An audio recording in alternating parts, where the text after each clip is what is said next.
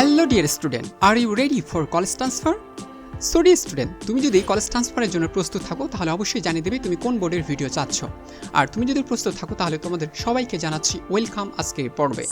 আজকের পর্বের মাধ্যমে তুমি জানতে পারবে কিভাবে কলেজ ট্রান্সফার নেওয়ার জন্য নিজেকে প্রস্তুত করতে হবে, কী কী ডকুমেন্টস তোমাকে আগে থেকে গুছিয়ে সাজিয়ে রাখতে হবে, যাতে করে আবেদন করার সময় অথবা কলেজ ট্রান্সফার নেওয়ার সময় তোমাদের কোনো ধরনের সমস্যায় পড়তে না হয়।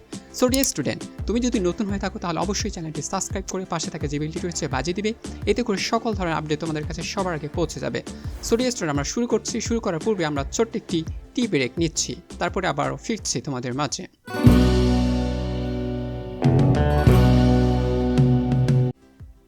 সো ডিয়ার স্টুডেন্ট, প্রথমে আমরা কথা বলবো টাকা ম্যানেজমেন্ট কিভাবে করবে। দেখো, টাকা ম্যানেজমেন্ট বিষয়টা হচ্ছে তুমি যখন কলেজ ট্রান্সফার করবে সেই সময় অনেকগুলো তোমার টাকার প্রয়োজন হতে পারে। সেই টাকা তুমি পার্সোনালি দিতে পারো অথবা তোমার ফ্যামিলিগত টাকা হতে পারে। সো কত টাকা লাগবে সেই টাকার হিসাবটা আমি তোমাদের দিয়ে দিয়েছি। তারপরেও তোমাদের মিনিমাম 7 থেকে 10,000 টাকা তোমাদের ধরে রাখতে হবে। তুমি যদি সরকারি অথবা বেসরকারি কলেজে পড়ো, যে কোনো কলেজেই পড়ো না কেন, মোটামুটি তুমি সাপোজ ধরে রাখবা 7 থেকে 10,000 টাকা।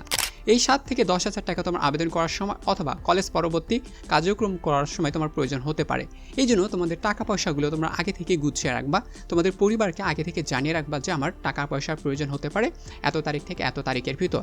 যেহেতু নোটিশ প্রকাশ এখনও করা হয়নি, যখন নোটিশ প্রকাশ করা হবে তখন তোমরা কিন্তু বিপদে পড়তে পারো। তখন অনেক সময় দেখা যাবে অনেকে টাকার কারণে আবেদন করতে পারো না। সো আমি তোমাদের সতর্ক করে দিতে চাই, তোমরা আবেদনের জন্য নিজেদের প্রস্তুত করো এবং টাকা পয়সাগুলো নিজেদের কালেক্ট করতে শুরু করো।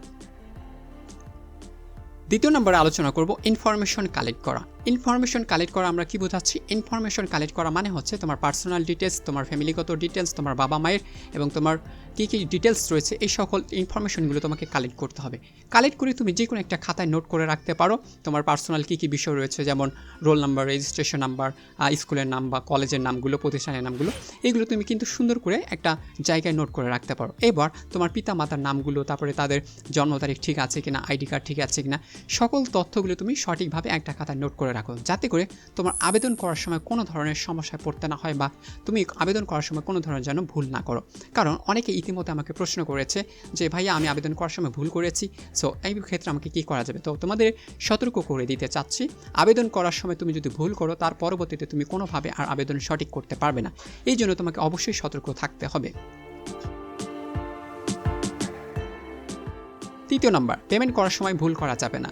যারা আবেদন করবে তোমাদের কাছে টাকার মূল্যটা অনেক বেশি, অবশ্যই পেমেন্ট করার সময় কোনোভাবেই ভুল করবে না, অর্থাৎ একটা জায়গা আরেকটা জায়গায় পেমেন্ট করে দিবে না, যাতে করে সেই টাকাটা তোমাদের নষ্ট হয়। সো নষ্ট হওয়ার থেকে তোমাকে অবশ্যই সতর্ক থাকতে হবে। এই জন্য তোমাকে পেমেন্ট করার সময় খুব ভালোভাবে সতর্ক করে তোমাকে পেমেন্ট করতে হবে। যে মাধ্যমগুলোর মাধ্যমে পেমেন্ট করতে বলা হবে তুমি সেই মাধ্যমগুলোর মাধ্যমে পেমেন্ট করবে, এবং যারা এই সকল বিষয়ের সাথে জড়িত রয়েছে তাদের মাধ্যমে কাজ করে নিলে সুবিধা হবে এবং তোমরা খুব ভালোভাবে কাজটা করে নিতে পারবে। চতুর্থ নাম্বার, আবেদন করার সময় কোনোভাবে ভুল করা যাবে না। আবারও বলছি, যারা আবেদন করবে তারা কোনোভাবে ভুল করবে না। ব্যক্তিগতভাবে তুমি আবেদন করতে পারো তোমার হাতে থাকা মোবাইল ফোনটি দ্বারা, অথবা যে কোনো কম্পিউটার দোকানে গিয়ে তুমি আবেদন করতে পারো। তবে এক্ষেত্রে তোমাকে মনে রাখতে হবে কম্পিউটার দোকান যারা রয়েছে তারা কাজটা ভালো করে জানে কিনা, এই কাজ সম্পর্কে তোমাকে আগে থেকে জানতে হবে।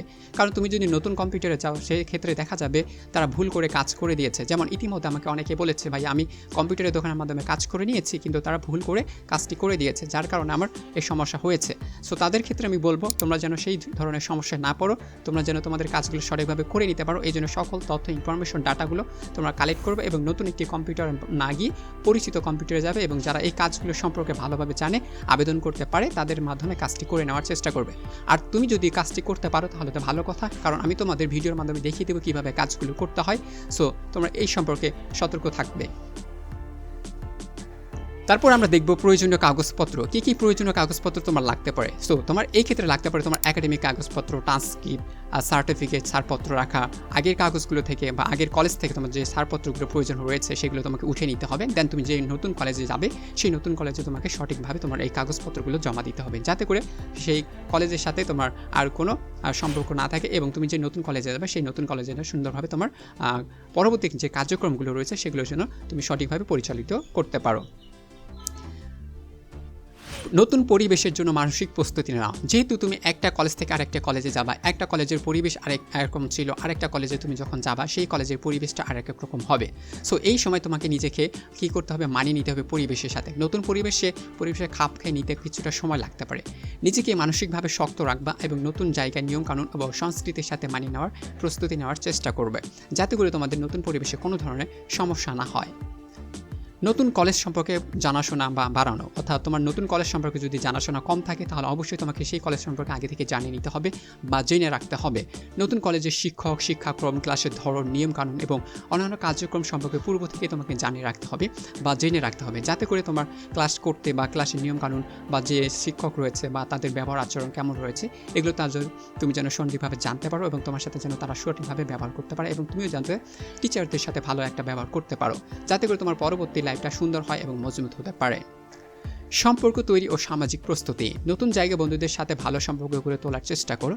নতুন সহপাঠী ও শিক্ষকদের সাথে মেলামেশার মাধ্যমে নিজের পরিচিতি তৈরি করলে পরিবেশ অনেকটা সহজ হবে। যেহেতু তুমি নতুন জায়গায় যাবে সেখানকার বন্ধু তৈরি করতে হবে, টিচারদের সাথে ভালো সম্পর্ক রাখতে হবে, যাতে করে তোমার পড়াশোনার ক্ষেত্রে কোনো ধরনের সমস্যা না হয়। তুমি যাতে সুন্দরভাবে একটা সঠিক পরিবেশে থেকে সঠিকভাবে তোমার পড়াশোনাটা তুমি চালিয়ে নিতে পারো এবং তোমার একটা পরীক্ষা ভালো রেজাল্ট তৈরি করে নিতে পারো। কারণ আমাদের মেন উদ্দেশ্যই হচ্ছে পড়ালেখা করা এবং পরীক্ষা একটা ভালো রেজাল্ট তৈরি করা।